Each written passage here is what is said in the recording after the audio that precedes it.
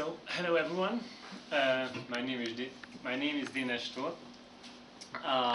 Previously, I worked for the Hungarian Academy of Sciences as a researcher, and actually, after a couple of years with everyday R coding, I decided to also work on the field of data science. And now I'm fully committed to this area in my company, and so actually the story that I brought to you today is a case study. That was the first time. It started 2 years ago, that I participated in a project which actually ended up in a production software which was almost fully based on R. So I participated in other projects as well, where for example, the prototyping was done by me in R, but then we chose another software environment for the production software. But here in this case, we decided to continue the development in R. And that was also the first time that I worked with a team of R coders, so that I was not the only person in the team who wrote R code. That was also an interesting experience. So the aim of the talk is to provide you with how-tos and some how-not-tos and practical tips and considerations about using R in production setting.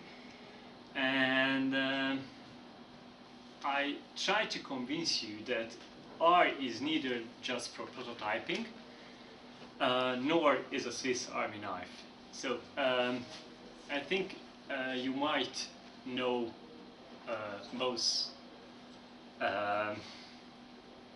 aspects or approaches to R.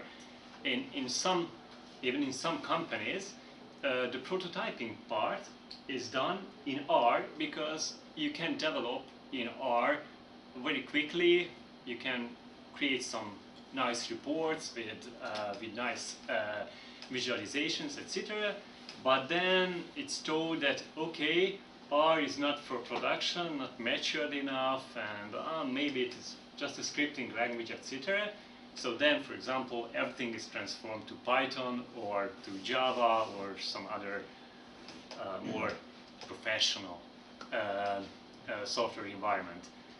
This is one case or one approach. The other approach is, for example, the approach of the R developer, who thinks that R is good for everything. So because I know R and I can do everything in R, then use R for everything. But of course, this is not the right choice again. So we have to find somewhere, we have to say somewhere in between. Okay, and of course, no, I did this talk alone because this will be also more about my personal experience.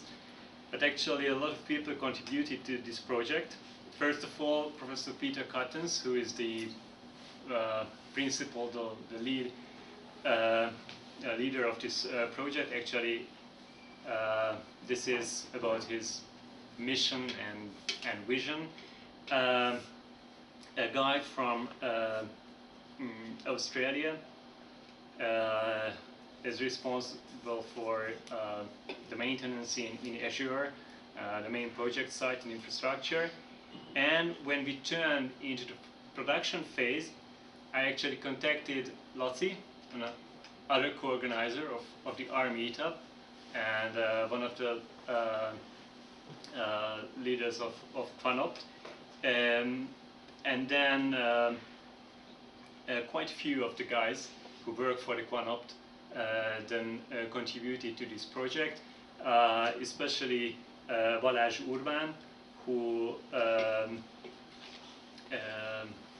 wrote most of the SQL queries and contributed a lot also regarding R code to the front end. And also Flori, Jancsi, Gergő, and Laci with consulting. Okay, so the topics for today. First, I would like to introduce you the context. So what this project is about, and also the some historical background about the pre-production phase, how this project evolved. And then I want to speak to you about the infrastructure that we use at present for the production environment. And then I want to demo you the application and some notes about Shiny and the custom package, which shouldn't be called actually radii.query. So this is just another example that during development it's better if you put a bit more effort on giving name to your packages, which actually describe what a package does. And also then I want to share with you my thoughts about best practices for coding in the production environment. So the context, the ProLearning project. Actually, the whole project is led and initiated by Professor Peter Cartens, who founded the RADI, which is actually the Research Australia Development and Innovation Institute, a small non-profit organization which does educational research and provides services mostly to schools. Peter is a well-known member of the education community in Australia, and actually this project is his personal mission to provide something for the schools to improve the education, the level of education in Australia.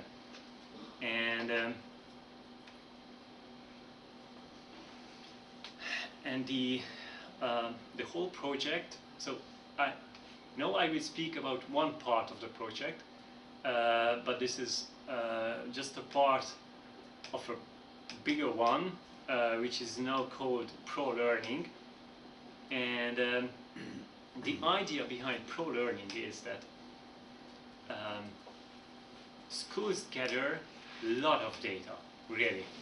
If you think of the Hungarian school system, which we are more familiar with, we have, for example, the országos kompetencia mérés, the national competence measurement, or there are these electronic diaries about, for example, student absences, or the teacher grades, for example, are also stored in several systems.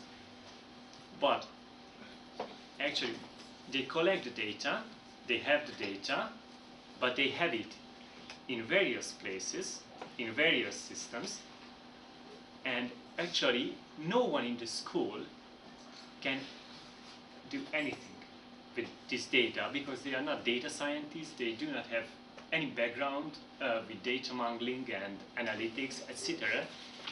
So in the end, actually, they are not used for almost, so to say, anything meaningful, just for creating reports for the bureaucracy.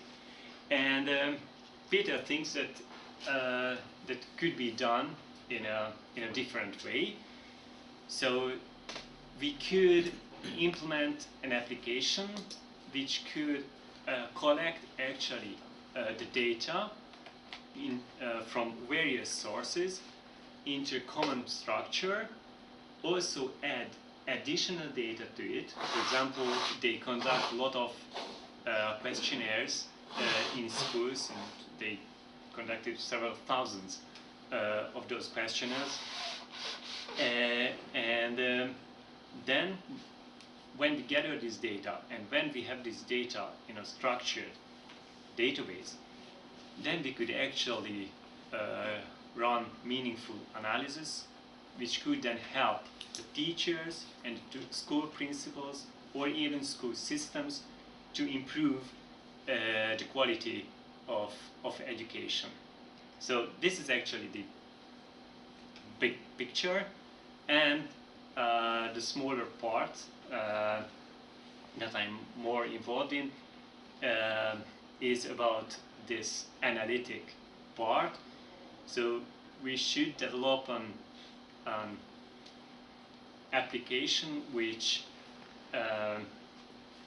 actually can analyze the data in an automatic fashion and provide the stakeholders, the teachers, the school principals, etc., with meaningful answers, even at the school, at the class, or at the individual level.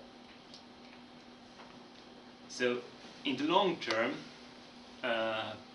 this edu analytics, this is actually the new name for it.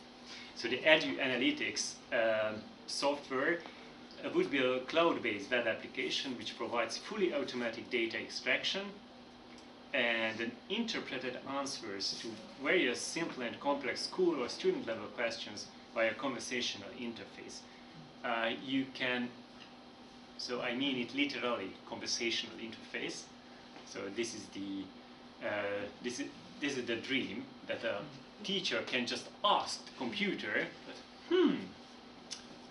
what is the chance that this small kid, John, will actually drop out of the school if he continues to attend or being absent at this frequency and with that test results, etc. And then the computer would answer,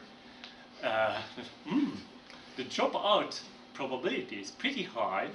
You should take care more with this little John. Of course, we are far from this point.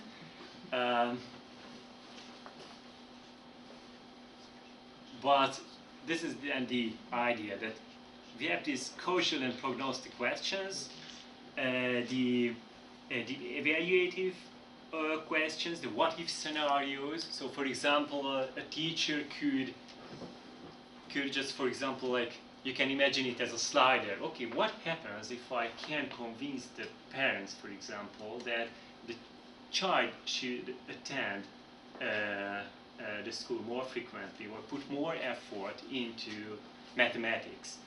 Then if I increase that score, what will happen in the end? And then we have these data sources. So, for example, behavior accidents, external test results. For example, NAPLAN, it is a very similar test than the one used in Hungary. Or also the teacher grades, the year 12 examination certificates, the final results that the student achieve, for example, before applying for a university or for further studies. Okay, but how it started? Oh, actually, I forgot to ask 2 questions from you, or maybe 3. Who has ever written on his own an R script?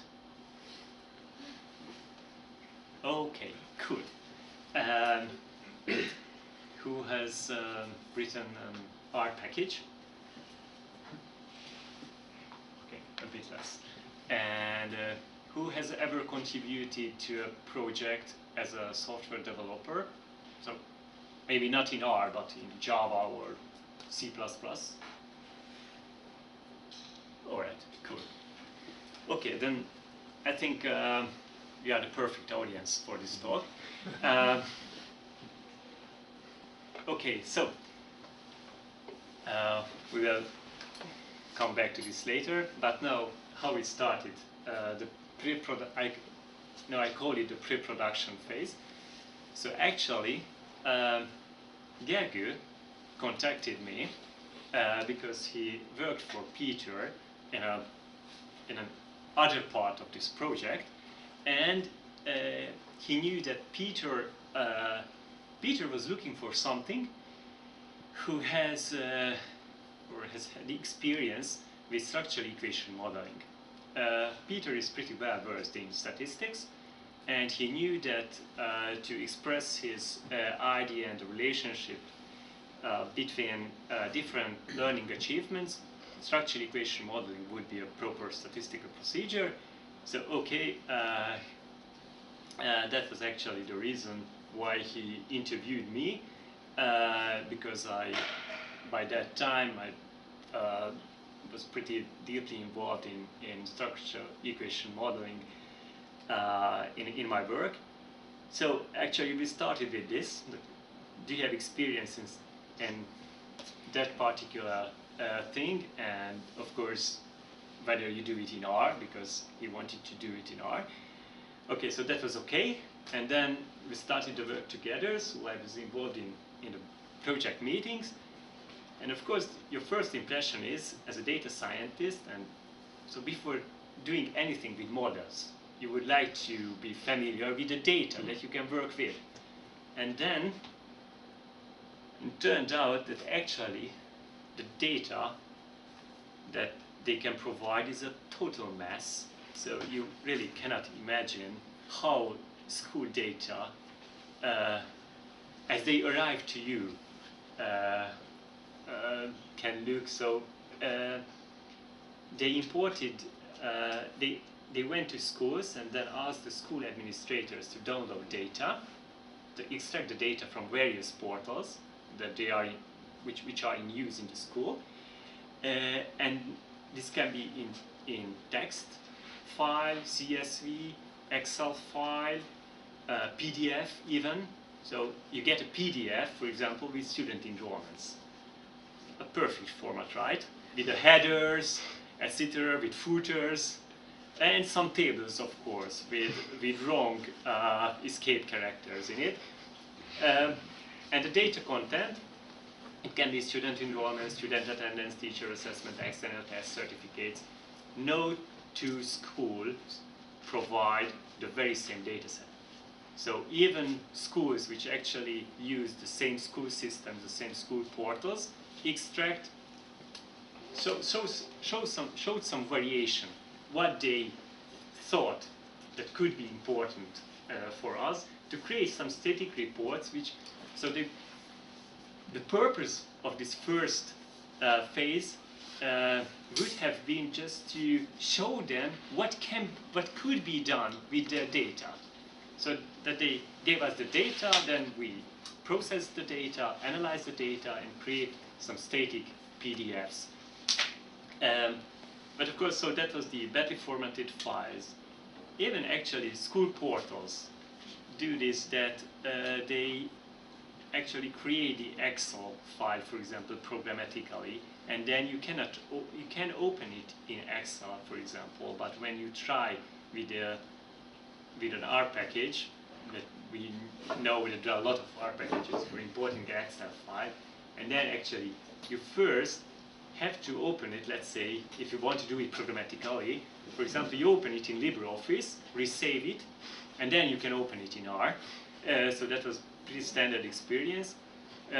Or tables with multiple different headers. So you get a text file with one header, then a table, then comes an empty row, then a different header, another table, and this is how they actually extract data from this portal. So you can imagine that even you as an experienced data scientist has to work a lot on reformatting, reshaping the data. Of course, a teacher or a school administrator will not do anything with this except for some reports. Okay, and there was another bad experience for me, that actually I thought that I was, due to my work at the academy, I'm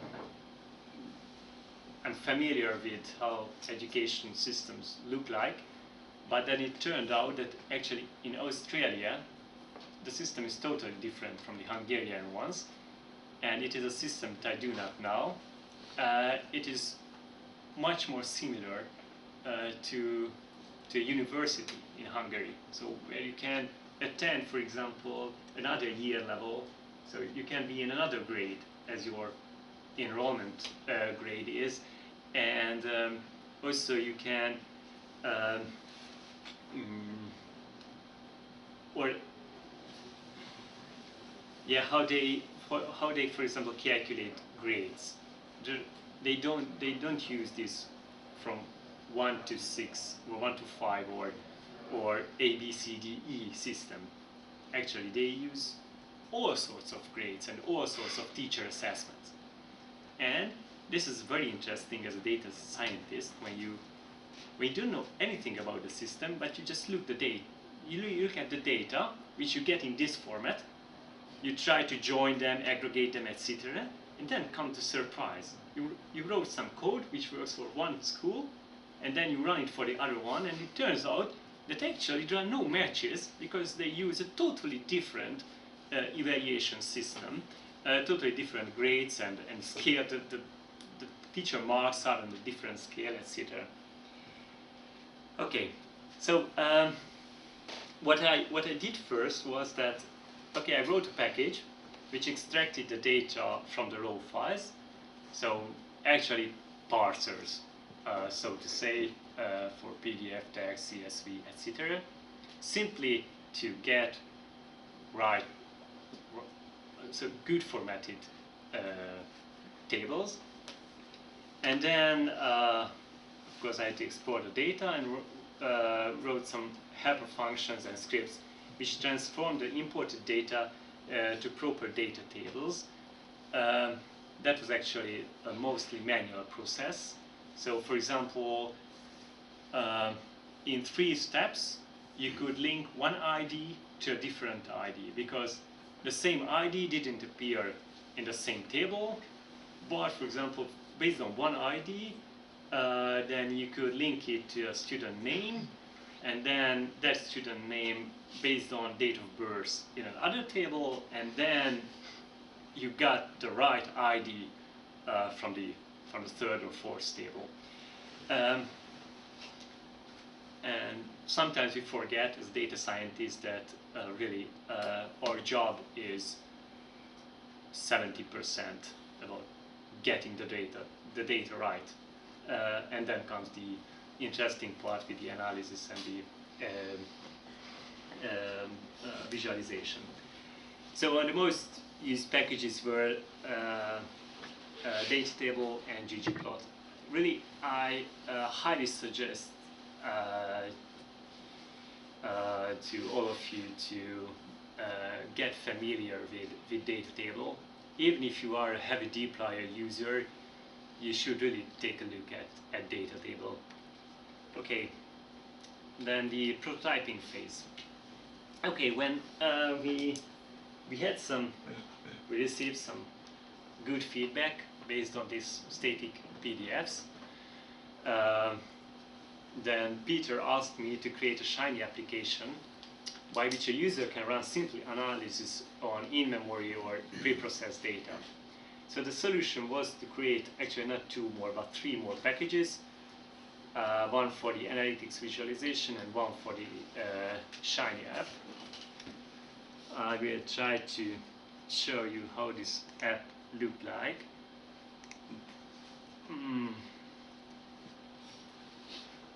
Don't expect anything fancy.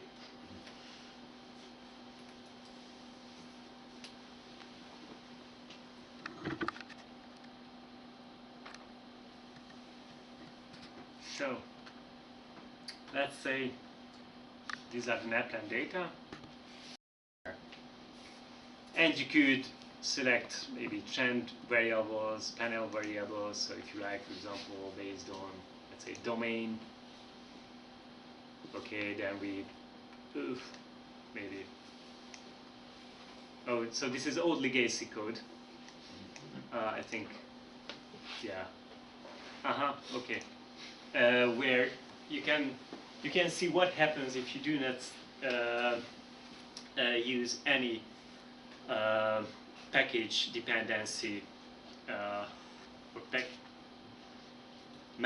package management system like Packrat or Minicran or at least Checkpoint or something. Then you start using to update your packages, and then your old legacy code won't work anymore because since then the packages has changed and it doesn't work. So, but here actually they could set filters. So filter the sample based on domain, calendar year level, cohort, etc. And what it turned out that users do not understand how to use the application. So that was the right direction. And this is here lesson 1. Never underestimate the complexity of simplicity. So actually for this type of user who has no experience at all with data analysis, data visualization, etc., you have to provide very simple ways to define, so to guide them how to ask questions. And when they ask the proper question, then they can, then of course you should provide a meaningful answer.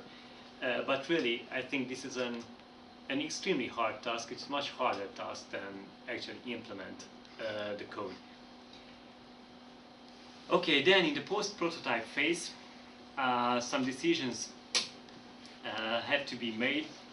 For example, on the infrastructure, whether we should set up an own server, use SCOOT servers, cloud, or some hybrid solution. Peter was quite determined to use a cloud-based solution or a hybrid solution. So which cloud provider we should choose? Amazon, Microsoft Azure, or Google? Which web framework? So whether we should continue with RShiny. I think all of you know Shiny, right? Yeah, more or less. So you could realize that that was a Shiny dashboard application, or some standard web application, web framework, and together with, for example, OpenCPU, so that really we would use R only for calculation and maybe for visualization, but not for creating the user interface. And okay, we also had to develop a setup which meets the mostly unknown at that time for us security and privacy requirements. So of course we deal with highly sensitive data here. Really, sometimes we get the so why the student was absent on a given day, and in the comment you can say that he went to the funeral of his grandpa, for example, with all IDs and all test results, etc., and the contacts to the parents. Of course, these are highly sensitive data. Okay, the following decisions were made. So we went for a fully cloud-based infrastructure on Microsoft Azure, and we will use RShiny served by Shiny Proxy. I will speak about Shiny Proxy, and we will use SQL database service with Microsoft Always Encrypted. I will always speak about Microsoft Always Encrypted because I think that this might be not well known. So, 2 lessons here. The second lesson, feel free to disregard the framework of your prototype. So if you have a prototype and then you go for production, really do not really care about what framework you used for the prototype, except for the case when your prototype is a glancing miracle that you know that would be, you put a lot of effort into developing the prototype and it works very well.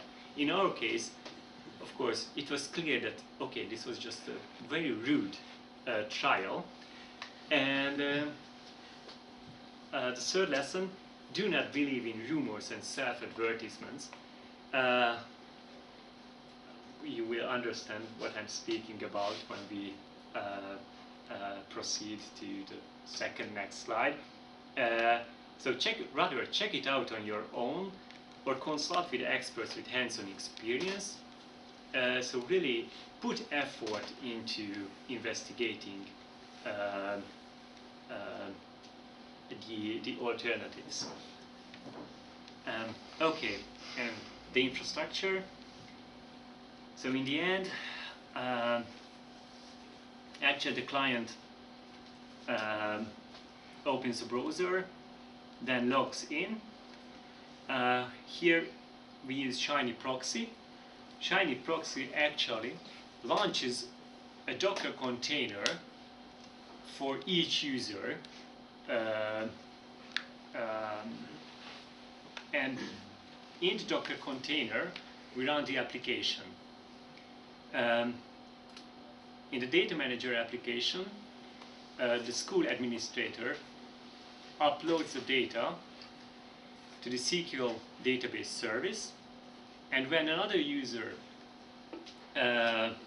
launches the education analytics application, then this application communicates with this database service. So this is actually the basic setup.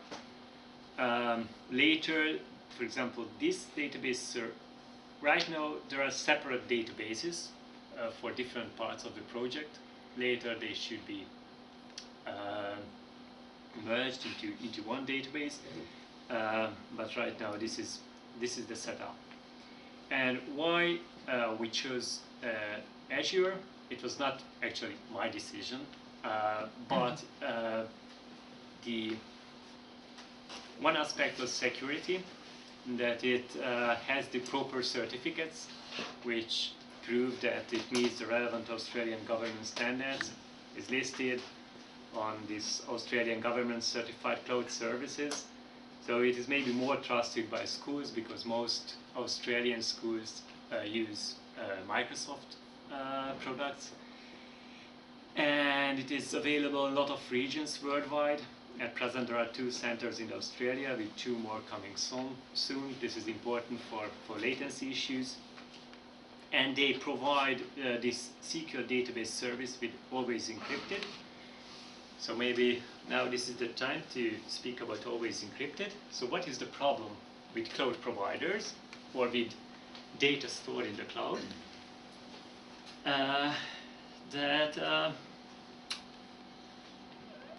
So if these are highly sensitive data, then it can happen that someone tries to steal this data and or misuse the data. And for example, even a cloud administrator can misuse data. Of course, a cloud administrator in a normal database can actually look directly at your data, even if it's encrypted. So normally the tables are encrypted in such setups, but the cloud administrator can actually touch upon the data if he or she wants. With always encrypted, the encryption happens on the client side, and then the encrypted data gets written to the database.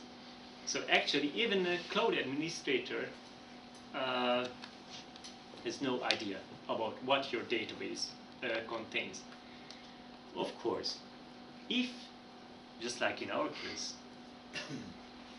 your VM that where your application is running happens to be located on an Azure infrastructure, then of course your key is also stored there. So it's not true anymore that a well-trained cloud administrator cannot steal your key and then get access to your well-encrypted data, but still there is an extra step.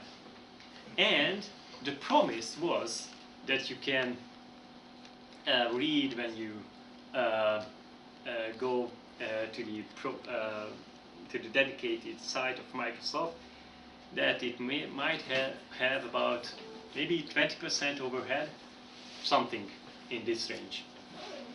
And of course, with SQL database, with Microsoft SQL database, you can even use this R integration, which is, they really put a lot of effort into R integration. Okay, regarding Azure, actually I think that I can even suggest it to you, but to tell the truth, there are no huge differences between the big three cloud providers, so Amazon, Azure, and Google. But as a side note, if security certificates are not of big concern, or tons of these pre-built features are also not that important, but for example cost and performance is important for you, then, or maybe a simple and great API, then just take a look at DigitalOcean, where you will get the same performance for about at least half the price, or even less. Okay, and what about always encrypted? This is a chart. Here you can see the logarithm of access time measured without always encrypted and with always encrypted. So actually about from 6 to 50 times slower. So the overhead can even be about 6,000%.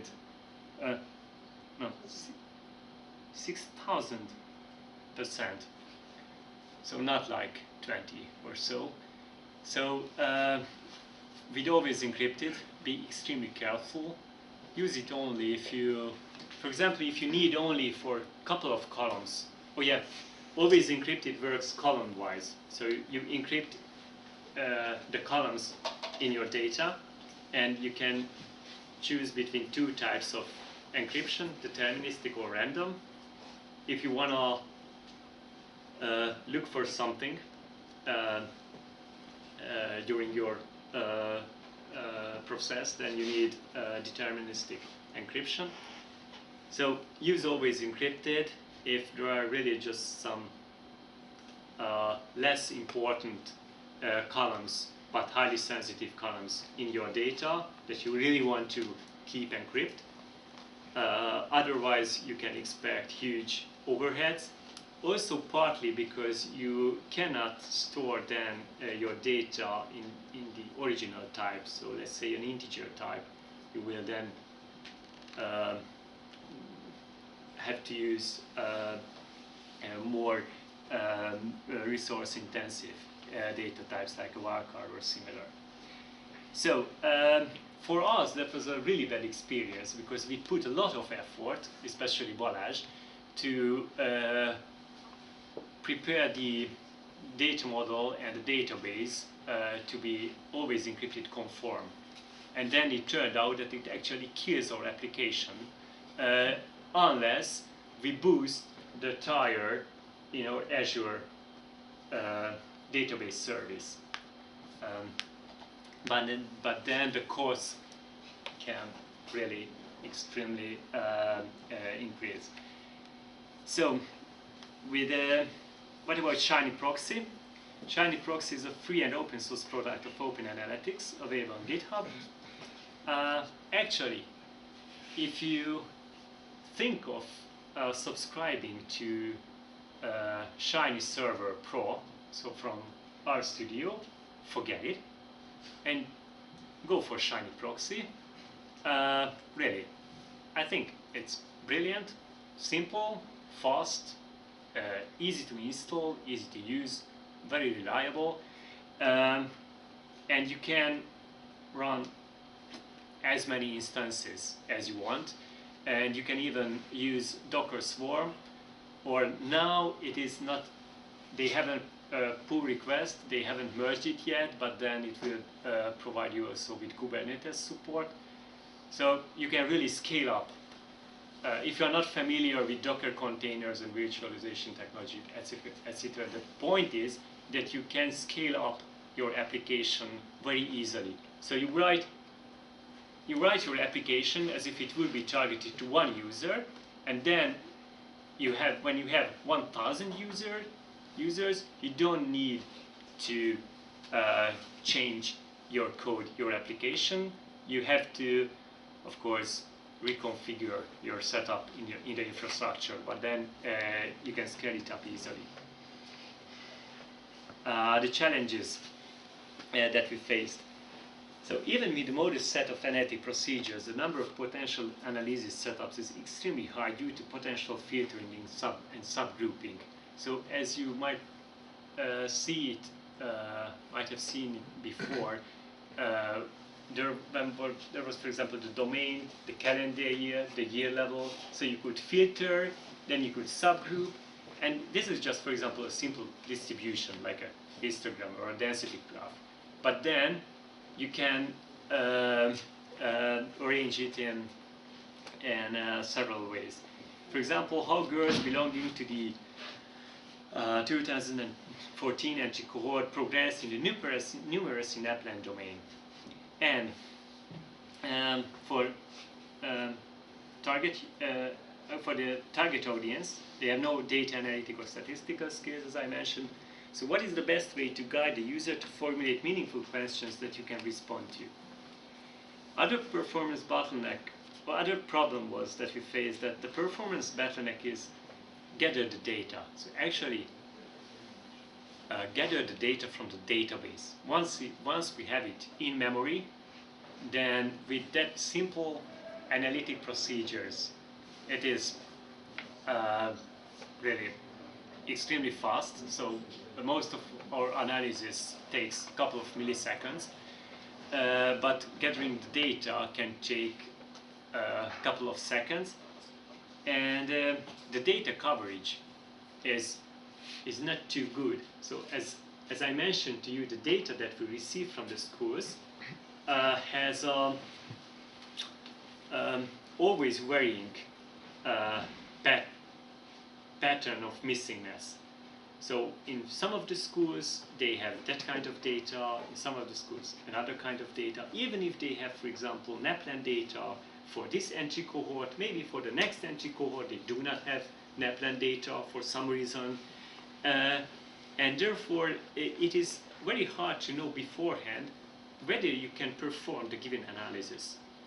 And of course you want to automatize everything, so then you don't work as a data scientist that, okay, then you adjust your function, because the computer should decide whether he should actually expose this possibility to the user, because it is not very elegant if you expose the possibility to the user that, okay, are you interested in that question? Cool.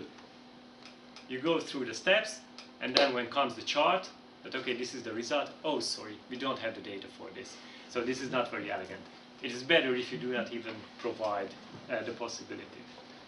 Okay, and the expected usage pattern is infrequent data uploads, so maximum 3 or 4 times per year, and highly overlapping analytic questions.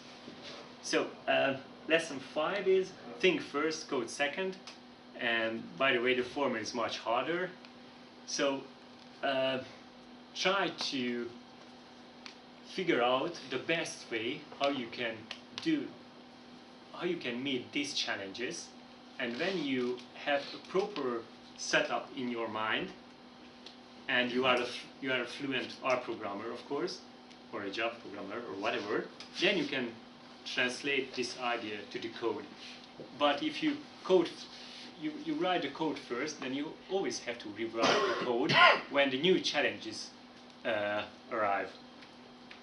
So the solution was that we defined the analysis via a tree-like series of questions. I will show it to you. And in the backend, we use caching and deferred calculators to avoid data queries whenever possible. So whenever we created a chart based on a given input, we will not query the data anymore. Or if we calculated the statistic, okay, maybe we have not created this chart before, but sub-parts of the charts have been already calculated.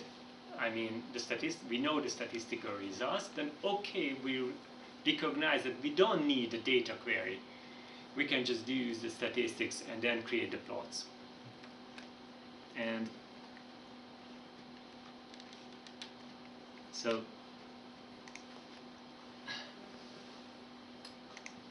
this is how it works now, and I really hope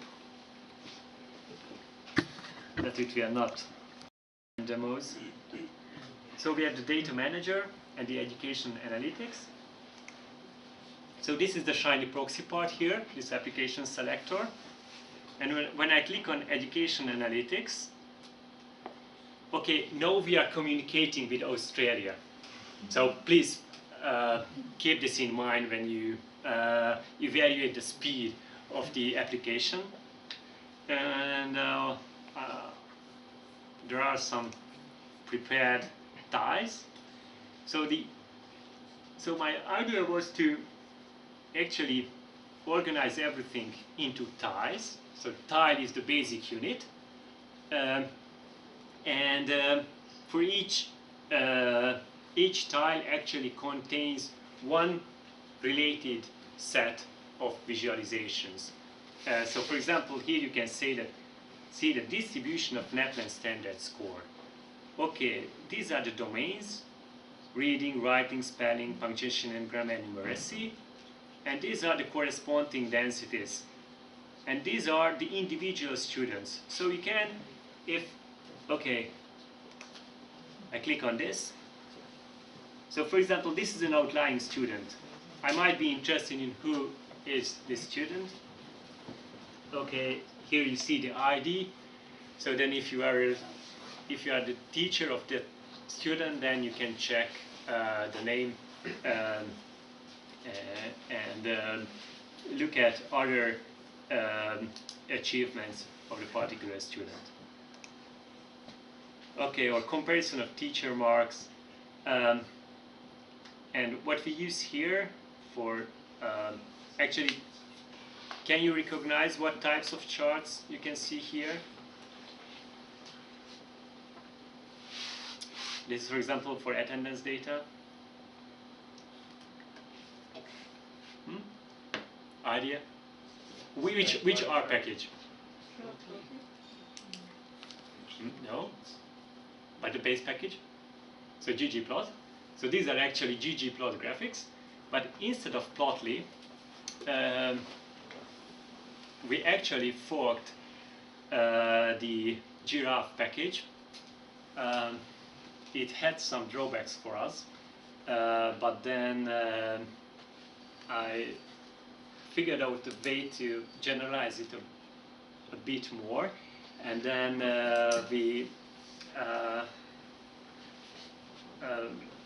so Balázs found a way to improve a bit the speed, so we can achieve better speed than Plotly, so it renders faster, and also we create the SVG on the server side, and then we render it, and then send it to the browser, and the browser renders it, and we could even add more interactivity to it more easily than what Giraffe can do. So later, maybe when I have time, I will recontribute it to Giraffe. But actually, what we wanted to achieve, that you see that it is responsive. So it is also always remains an SVG with all elements resized online. So it is not a PNG, for example, which gets then resized, and when you resize the container, then you have to recreate the PNG, or in Plotly you have to send a whole amount of data just to the client for creating the chart. So this is a custom solution for this. And what you can do in each tile, for example, you can see the summary, so how this tile was produced. You can write a description, so if I'm a teacher and or a school principal, and I can make a note, or oh, this looks awesome. Okay, I will not save this.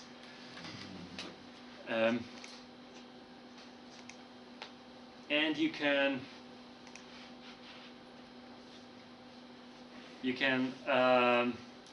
also modify the analysis.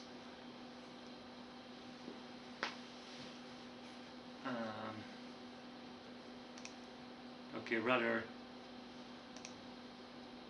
I will try to create a new analysis.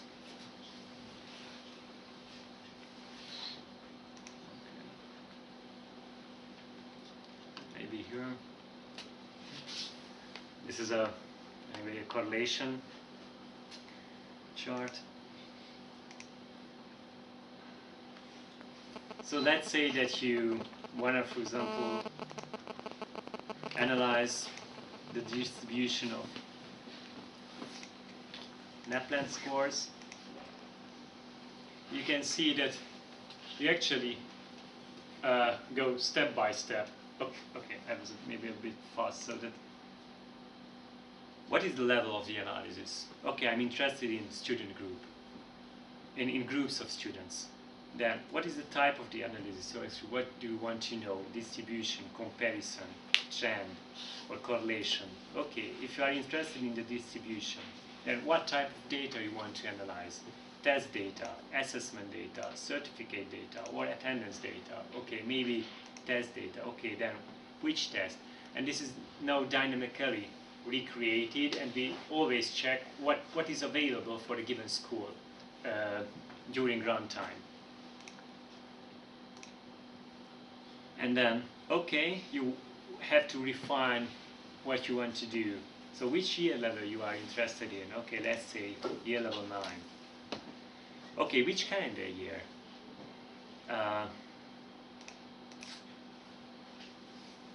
Okay, now which domains? So I think that was enough to actually show you that you have to write a lot of custom JavaScript code. So this is far from being a standard shiny application. And if it won't cheat me, then it should send us a chart. Ah, cool.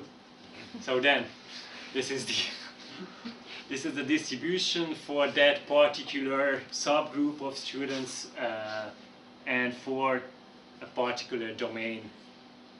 Okay, if I click on finish, then it gets added to this panel.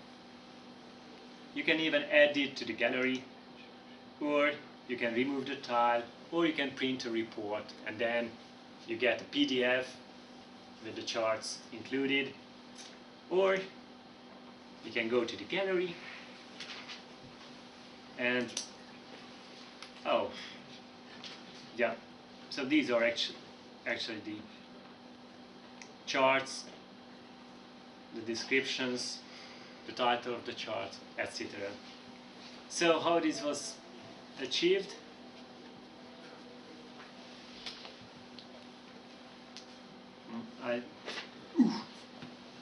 What amount of time do I still have?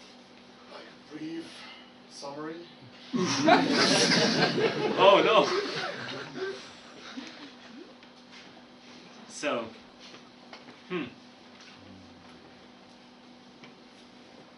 okay.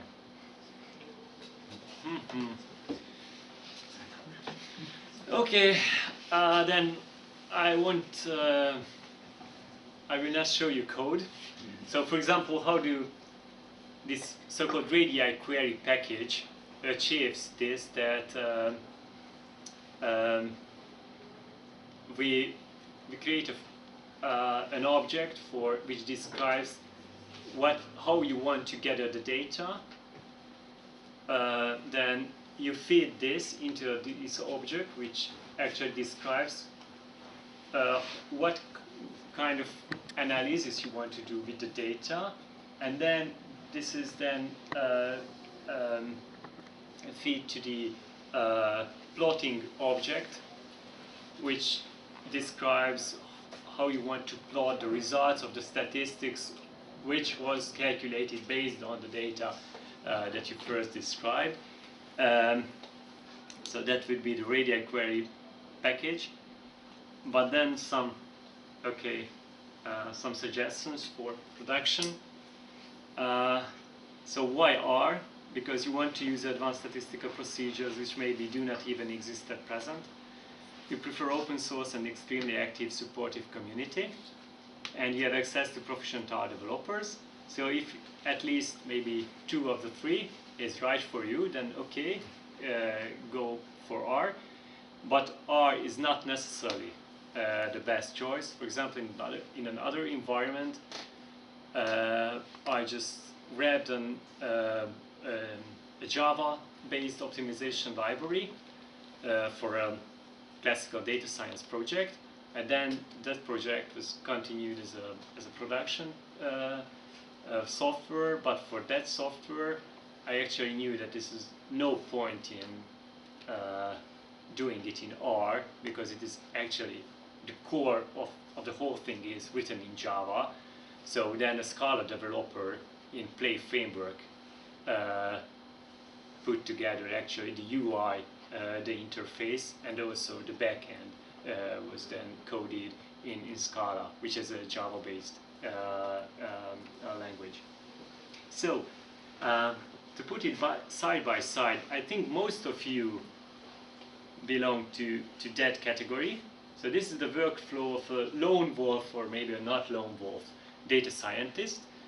So that you do data mangling a lot, you explore super fast, try to deliver early, write functions and scripts because you do not want to type a lot. So actually your main purpose is to do fast, and therefore of course you write a function and do not copy and paste the code and replace one argument like in a macro. And you do and forget, so you do it in one project, and if you get hired again, oh cool, then you take it again, but maybe they will not contact you in the next 2 years, so then you don't bother what will happen with your code. The only documentation is the report that you produce in the end. Of course this can be pretty fancy because you want to deliver something good. And in that report you use one-off visualization with proper tweaks that then they look good in the end. As part of a software development team, you probably start with specification. You always use version control. Do not ever think of not using a version control system. You have to document everything. You have to test, write unit tests. Then you think of, or you have to create the automatic deployment facilities. You probably want to track user activity, so some logging facility.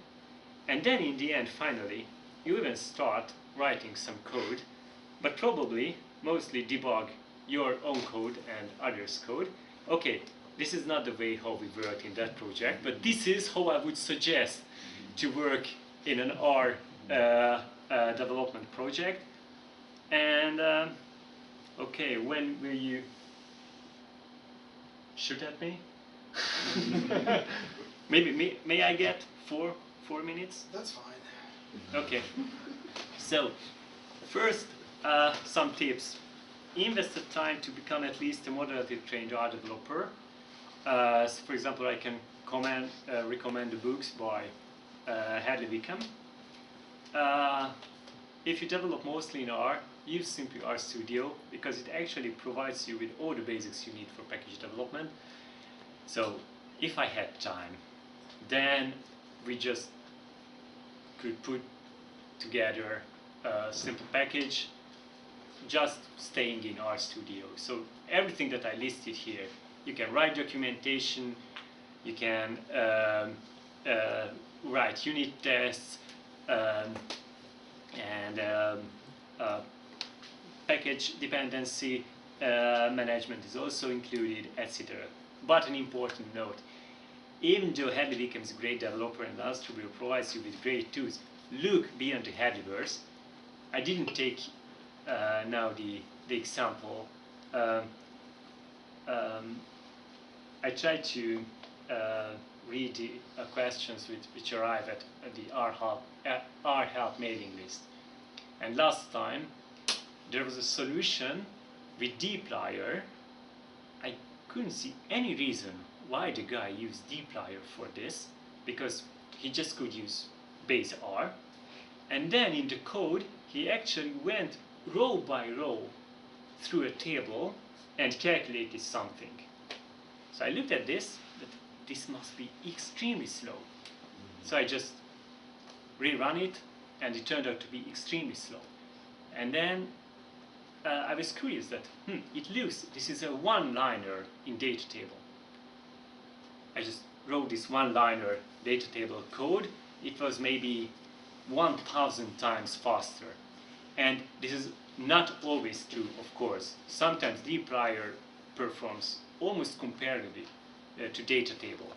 But for example, if you have the data matrices, for example, if you can represent your data in matrices, then you will be even faster than by using data table. So always try to find the right package, the right choice for the given problem. And an still important thing, which is maybe not that common. So in production setting, always write modular code and avoid large monolithic packages. If you work in a team, really, you cannot work with a code which was written with someone else, hidden in one particular line of a 3,000 line R script. So it is actually impossible. And always type check your arguments within your functions. I have previously given a talk about checkmate, which is good for this. Okay, and that was a new experience for me. That actually it's much better to use YAML for configuration files than everything else. So even if you can put together a list in your R code, which then stores your configuration parameters, it's just better off putting it in a clearly, evidently editable YAML file, and then use the YAML package to load it into your R workspace.